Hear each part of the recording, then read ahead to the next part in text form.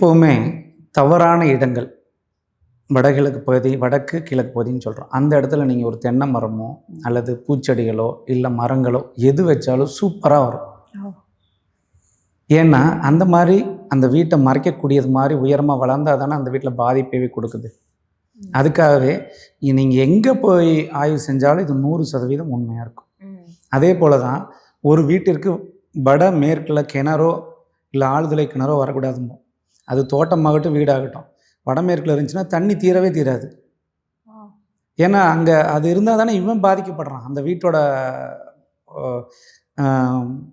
வீட்டோட அதிபர் இல்லை வீட்டில் இருக்கக்கூடிய ஆண்மகன்கள் பாதிக்கப்படுறாங்க இல்லையா?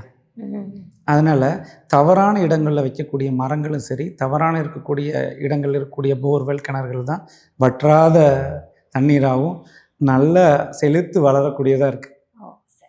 அதனால் அதுக்காக நல்லா இருக்குது, சூப்பராக இருக்குது, வெட்டுறதுக்கே மனசு வரலன்னே நிறைய பேர் வெட்டாது இருக்காங்க.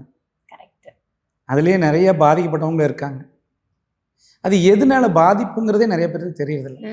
அந்த செடி மரங்கள்னால என்ன நமக்கு பாதிப்பு வரும், அது இதை கொடுக்குமா அப்படின்னு சொல்லி எல்லாருமே நினச்சிக்கிட்டே தவறான ஒரு இடத்துல வச்சுட்டு தவறான ஒரு புரிதல்களோடு இருக்காங்க.